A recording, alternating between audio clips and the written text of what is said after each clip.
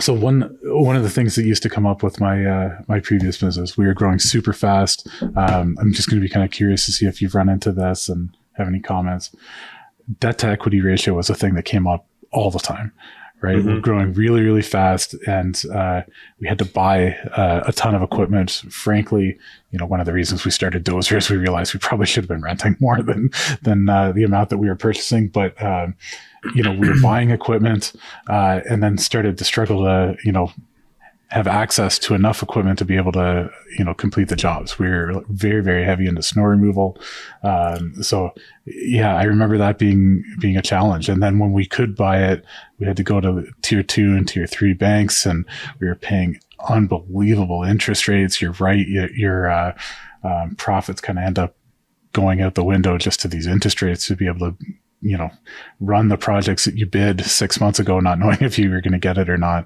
But is that a contributing factor with FlexSpace, the debt to equity ratio? Yeah, so we do factor that, and we have mechanisms to figure out how much credit both the business owners and the business have, and we can kind of figure out, all right, this is how much revenue this business is generating.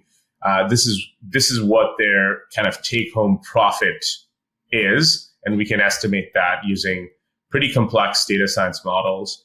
And then we figure out, all right, so this is their monthly debt service. And so if we provided them capital, will they be able to pay it back in a timely manner? And the reality is that if you think about, and this is going into the weeds of how debt works for businesses, there are two categories of debt, right? There is short-term working capital and then long-term expansion capital. So if you're buying equipment, you're tapping into the expansion capital side of things. You're paying whatever, 20, 30, 40% APRs, sometimes lower if you're lucky. And, you're getting, 12 months, 24, 60, and it goes kind of on and on, as high as 10 years to pay back on expansion capital. The reality is that expansion capital is intended to grow businesses. And so if you're in a stage where you need to buy, 10 large pieces of equipment, fine, tap into that, right?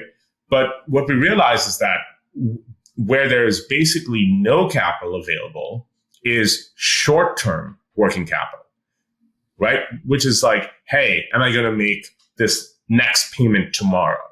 Am I going to be able to rent from Dozer today when I don't have the payment from my client yet? And so that's the sort of large lake that's missing in today's sort of capital solutions. And so we've built probably the best short-term working capital solution out there. And we think that, providing customers with 60 days, no interest gives them, much lesser sort of debt burden, just sort of, use it for operational expenses mostly. So for example, if you're a tiny company and you're making runs at like Home Depot, you can use FlexSpace to go buy, some materials and pay us within 2 months, and we'll literally charge you no interest. So it's almost free financing. Right. Yeah, I love that.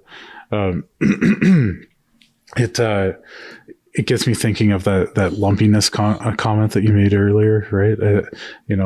I'm guessing that this the lumpiness and need for short-term capital is really due to the way the payments come in, right? The deposit structure. So you're getting 10, 20% down, you're maybe getting 30% to get started. And then you've got, if the project's 3 months, you could have no revenue for the next 3 months. You have to live off of the 30, 40% that you just brought in. But you still have to pay for people, fuel, materials, and then somehow make it to the end of the project. And to think that a contractor is, has 60% of the job is free cash flow or profit is just, outrageous, right? I think that, what do you think contractors are normally bringing in, like a 10, 20, 30% profit margin? Way lower than that. It's like, we've seen as low as like 3%. Right. Yeah. So they need help with this financing. They don't have 60 to 70% of the cash available to wait until the end of the project.